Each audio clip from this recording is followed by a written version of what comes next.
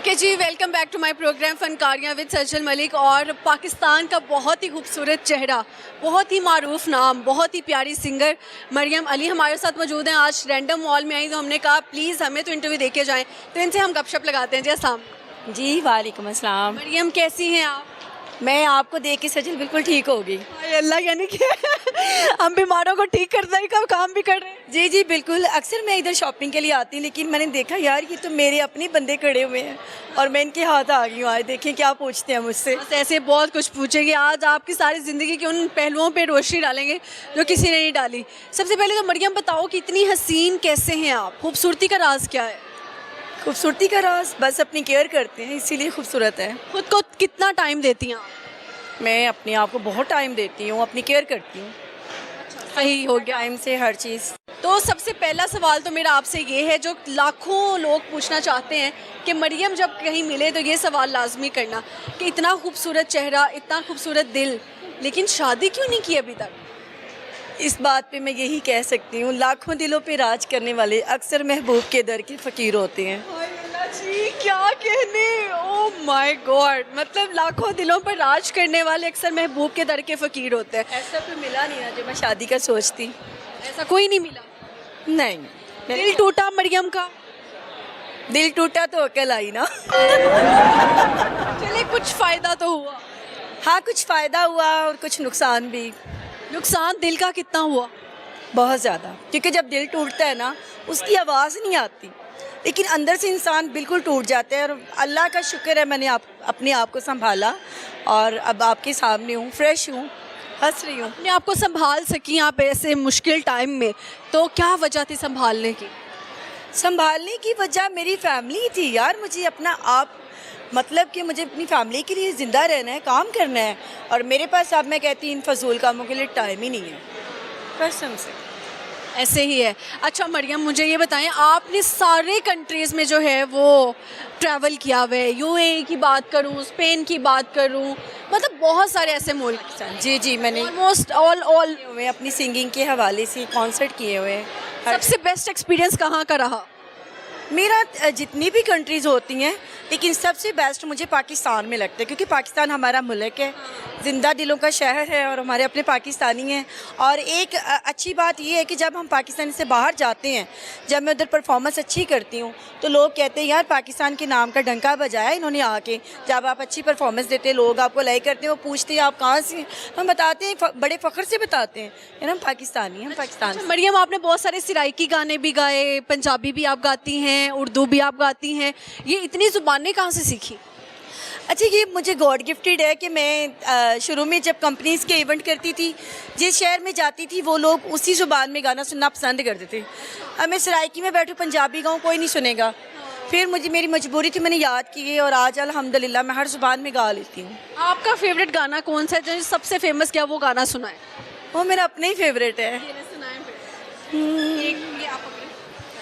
नाओ पिंडी दा ते नाओ पशौर दा, नाओ पिंडी दा ते नाओ पशौर दा, ते ढोला साडा लौर दा, लौर दा, लौर दा, ते ढोला साडा लौर दा। जिदे इश्क च तन मन डोलदा, शाला होवे ना ओ किसे होर दा, ते ढोला साडा लौर दा, लौर दा, क्योंकि हम लोग लाहौर ही हैं। और ये गाना बता रहे हैं कि आपका जो महबूब था वो भी लाहौर का था। सच्ची बात है ये? नहीं कह सकते हैं। कह सकते हैं। अच्छा मरियम, प्यार किस उम्र में हो गया था?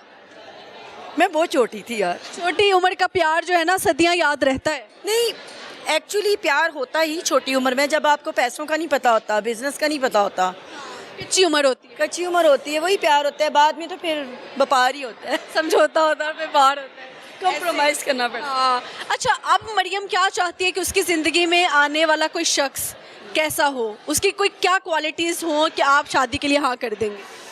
बस मुझसे प्यार करें, मेरी बात माने। क्या बात मनवानी है आप? अच्छा, क्या बात मनवाऊँ यार? बस जो मैं कहूँ कुछ वो माने, कुछ मैं उसकी मानूँ, मिलजुल के। मतलब देखिए, मर्द क्या हमेशा मुकाबला औरत कर ही नहीं सकती। मर्द को अल्लाह ताला ने एक मुकाम दे दिया है, और कहते हैं मर्द जो होता है वो औरत के सर का ताज होता है, और मैं ये नहीं चाहती कि मैं जिससे शादी करूं वो बंदा मेरे पे हैवी रहे। नहीं नहीं नहीं, मैं उसकी इज्जत करूं, वो जो कहे मैं मानूं, वो जो बात कहे यकीन करे मैं वैसे ही कर ताज बना के रखेंगे, सर का ताज बना के रखूं, अपनी जान बना के रखूं, इसमें कोई बात नहीं कि जान बना के रखेंगे। अच्छा, वो जो आपकी जान है जो अल्लाह ताला ने लिख दी है कि ये मरियम का नसीब है, उसको क्या कहना चाहेंगी? मैं क्या कहना चाहूँगी, तो सदके वेख मैं बच दिया सा जे जुत्ती पावा ते काफर आखी। भाई जो जुत्ती पावा ते काफर आकी, यानी कि मरियम बहुत उतावली है अपनी शादी को लेकर, ऐसी है? चलो ऐसे ही समझ लो, सज्जल ने आज सारा कुछ सच सच ही पूछना है। ऐसे ही। अच्छा मरियम, मुझे बताएं व्हाट यू थिंक, क्योंकि ये it's a common question from my side to all from all of you, कि बेवफा कौन है आपके नज़दीक, लड़के हैं या लड़कियां हैं? मेरे ख्याल से लड़कियां ज़्यादा बेवफा होती हैं। आप कैसे धोखा दे देती हैं? ये धोखा तो फिर हर तरह से ही होता है। अगर कहीं लड़की ठीक है तो लड़का गलत हो जाता है, और जहाँ पे लड़की ठीक होती ना, अगर लड़के को पता चल जाए कि मेरे साथ लॉयल है, तो वो जब चीज़ एक हासिल हो जाती है तो वो फिर ला हासिल के पीछे दौड़ना शुरू कर देता है। ऐसा क्यों होता है? अल्लाह ताला ने कहा है अगर आप किसी से प्यार करते तो बता दो। अब अगर लड़की ने बता दिया है तो फिर लड़के का नहीं बनता ना आगे इस तरह से मुंह मारना इधर उधर। लेकिन कुछ नहीं भी ऐसे होते, कुछ बड़े वफादार होते हैं, लॉयल होते हैं, और जो ऐसे लोग होते हैं 100 में 1 होते हैं, और उसकी कदर करना चाहिए, फिर उसकी रिस्पेक्ट करना चाहिए। और ये खूबियाँ मेरे ख्याल से औरत में अल्लाह ताला ने दी हैं। अगर औरत अच्छी हो, लड़की अच्छी हो, वफादार हो, खिदमत करने वाली हो, तो वो बड़े बड़े जो बंदे टेढ़े होते हैं ना उनको भी सीधा कर देती है। हाँ, ये तो हुनर है, काम होना चाहिए। हाँ भाई, कितना करेंगे, क्या करेगा, जाओ जितनी मर्जी लड़कियों के पास बैठ, आना किधर, आना तो घर पे ही है ना। तो वो अपने नेचर से, अपनी इखलाक से इज़्ज़त करवाती है। अगर इज़्ज़त करवाने वाली हो तो वो करवा लेती है। ऐसे ही है। अच्छा मरियम, आपने बड़ी स्ट्रगल भी की, आपका एक मिडिल क्लास घराने से ताल्लुक़ था, लेकिन अभी आपने उनको एक एलीट क्लास घराना बना दिया। सबसे मुश्किल लम्हा क्या था ज़िंदगी का? सबसे मुश्किल ये होता है जब आप अकेले अपने सफ़र पे निकलते हैं। मेरी विल पावर मेरी माँ बनी, मेरी फैमिली मेरे पीछे थी, बाकी मेरे ख़ानदान में कोई ऐसा बंदा नहीं था जिसने मुझे टीस नहीं किया, मुझे ताना नहीं दिया, मुझे दुख नहीं दिया। लेकिन मैं ये सारी हडल्स बर्दाश्त करने के बाद भी ना ऐसे ही खड़ी हूँ जैसे आज आपके सामने हंसती मुस्कुराती, मैं तब भी वैसी थी। तो तब फिर जब देखते थे जलाने वाले या ताने देने वाले कि यार ये तो, इसको तो फ़र्क ही नहीं पड़ रहा, ये तो हंस रही है, क्या बीतती थी उनके मुंह पर? उनके मुंह तो ऐसे बने होते थे जब उनकी बत्ती बंद हो जाती ना, बंदी की वो ऐसी उनकी सुई 12 पे होती थी, 1 मिनट भी आगे नहीं जाता था। लेकिन अब माशाल्लाह सब ठीक है, अल्लाह ऐसे रखे, सबको कामयाबी दे। अब सब ठीक है, मिलते भी हैं, लेकिन अब मैं किसी को मिलना पसंद नहीं करती। ऐसे ही है जी, ऐसे ही है। अच्छा मुझे बताएं कि पाकिस्तान में सबसे ज़्यादा फेवरेट इंसान आपका कौन है?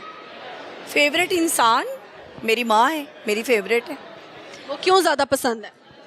मुझे पसंद है क्योंकि वो मेरी माँ है, उसने मुझे पैदा किया है, मेरे लिए लड़ी है दुनिया के लिए, सारी दुनिया को छोड़ के मेरे साथ खड़ी है, मुझे इसलिए पसंद है यार। आइडियल है। एग्जैक्टली, ये आइडियल चीज़ ही है। ऐसे ही है। अच्छा मरियम, मुझे बताएं, आप यूएई में घूमी है काफ़ी अर्सा, तो थोड़ा सा मैं रियलिटी बेस्ड बात करना चाहूँगी कि बहुत सारी हमारी बच्चियाँ, पाकिस्तान की भी या बहुत सारी और भी कंट्रीज़ की लड़कियाँ दुबई कैसे पहुँच जाती हैं? मतलब मैं एक ऑनेस्ट बात बताऊँ, हमें भी कमाते हुए बहुत अरसा हो गया, हमारे पास तो इतना बैंक बैलेंस नहीं है, ठीक है। कैसे हो जाता है कि एक न्यू फेस शोबिज़ का या जो भी काम टिकटॉकर कह लें, कुछ भी कह लें, कैसे पहुंच जाते हैं दुबई? उनको कैसे प्रमोशंस या चीज़ें मिल जाती हैं? एक्चुअली सजल बात ये है कि हमारी जो कंट्री पाकिस्तान है, कुछ तो लड़कियां जो वहाँ की वेल सेटेड लोग हैं, किसी के घर हैं, अच्छी फैमिलीज़ की लड़कियां, वो भी उधर जाती हैं, काम करती हैं, और कुछ ज़्यादातर जो जाती हैं हालात की सताए गुर्बत के हाथों, फिर वो जाती हैं, अपनी मेहनतें मुशक्क़तें करती हैं, चाहे उनको फिर वो उनको ये नहीं होता कि हमने क्या करना है, उनको पता है कि हमने कुछ अचीव करना है, क्योंकि उन्होंने गुर्बत देखी होती है। अब वो काला करे, स्याह करे, सफ़ेद करें, उन्होंने अपने घर चलाने होते हैं, पीछे पीछे बहुत सी फैमिलीज़ होती है जो छोड़ के जानी होती हैं। जब वो आपने कहा जी स्याह करें, कुछ भी करें, वो उनको बस पैसा कमाना होता है, तो जब वो अपना आप दे रही होती हैं, मतलब ज़ाया कर रही होती हैं किसी ऐसे लोगों के पीछे, क्या हार्डली क्या 1 लाख, हार्डली क्या 50,000, लेकिन अपने आप को दे देना, तो आप क्या समझ रही हैं इसके ऊपर? मैं सजल एक बात करूँगी यार, गुर्बत बहुत कुछ करवा देती है इंसान से, लेकिन अल्लाह पाक हमारे लिए सबके हालतों पे रहम करे, आसानियाँ पैदा करे, और जो गुर्बत है वो दूर करने के और भी बड़े तरीके होते हैं। आप कोई अच्छा ज़रिया अपना लें, ज़रूरी तो नहीं कि आपने यही सब करना है, ये कितनी देर करेंगे, आखिर तो अल्लाह के पास जवाबदेह होना है। अब जिसने जो करना है वो अपना जवाबदेह खुद होता है आखिरत में, उसके साथ क्या है, आपने अपने अमाल लेके जाने, मैंने अपने अमाल लेके जाने, मेरा अल्लाह जानता है। ऐसे ही है। अच्छा, तो ऐसी बच्चियों को क्या कहेंगे आप?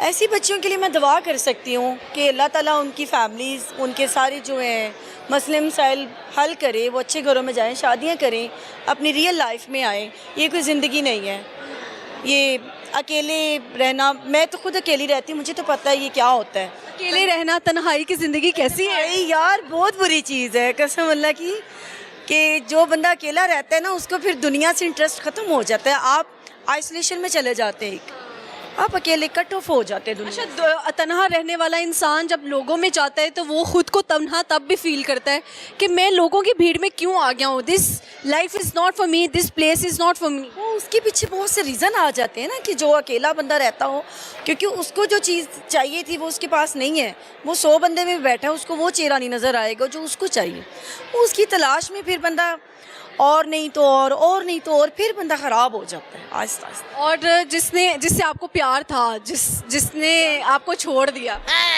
क्यों छोड़ा? वजह बता। सुने सजिल, फर्स्ट ऑफ ऑल आज तक मुझे किसी ने नहीं छोड़ा, अल्हम्दुलिल्लाह। आपने छोड़ा? मैंने छोड़ा, जिसको भी छोड़ा। क्यों छोड़ा? क्योंकि जब मेरा अल्लाह मुझे सच्चाई दिखा देता है तो मैं खुद पीछे हट जाती हूँ। मैंने छोड़ा है, किसी में वो कहते ना कि कोई मुझे छोड़े, उससे पहले आप इज्जत बचा के निकल जाओ।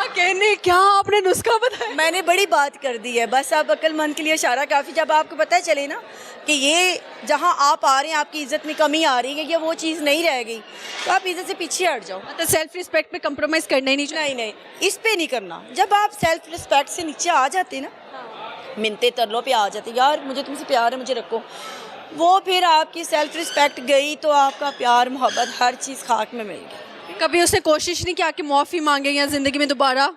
नहीं, मेरा ऐसा नहीं था, मेरी शादी होनी थी, अलबत्ता मेरी फैमिली थी, मेरी इंगेजमेंट हुई थी, बट नई नसीब में था तो चला गया। दुनिया ख़त्म तो नहीं हुई ना, दुनिया तो नहीं ख़त्म हुई, मैंने कुछ उजाड़ा तो नहीं अपना।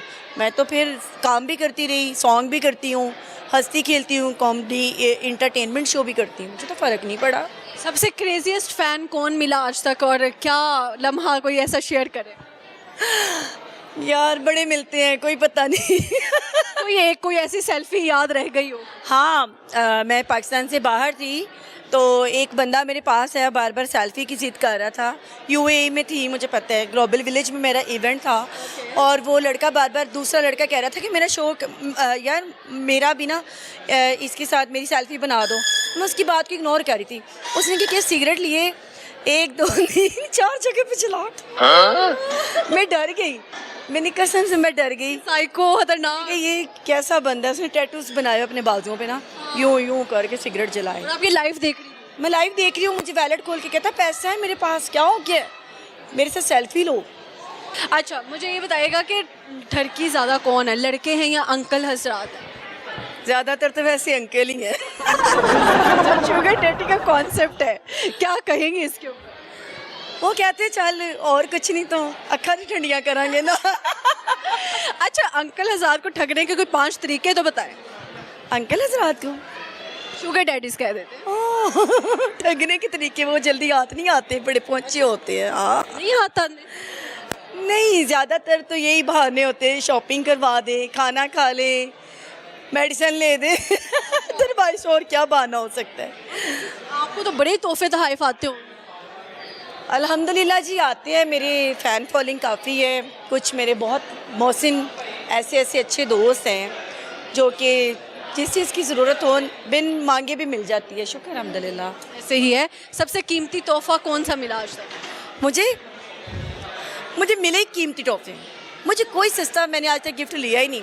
और कैसी है तूने? चाहती थी कि मुझे सस्ता गिफ्ट दे, मुझे फ्लावर दे दे, बस कार्ड दे दे, काफ़ी है। चलिए वो हम विश पूरी कर दें। सबसे कीमती तोहफे में क्या क्या मतलब रिसीव हुआ है आज? मिला था 3 iPhone 3 iPhone at a time. IPhone, Madrasi, 4 चूड़ियाँ, 2 कड़े, उसके बाद मुझे मिले साथ गोल्ड, जितना भी मैंने चाहा मैंने लिया। गिफ्ट में ही? हाँ, गिफ्ट में बोल के लिया था कि यही चाहिए। कंपटीशन पड़ गया था मेरा लड़कियों में, मैंने कहा नहीं यही चाहिए तो चाहिए, फिर मिला मुझे। मिला? क्या बात है यार, ज़बरदस्त, क्या बात है, लेजेंड ना तू। ठीक है, अपने चाहने वालों को, देखने वालों को कुछ और कहना चाहें? मैं अपने चाहने वालों को यही मैसेज देती हूँ कि अगर कोई प्यार में रूठ जाए तो उसको मनाया करें, और छोटी सी ज़िंदगी है, खुशियाँ बखेरें, प्यार मोहब्बत बांटते रहें, रूठों को मनाते रहें, बस हंसते हंसाते रहें। मिले और बहुत अच्छा लगा जो गपशप लगा। Thank you.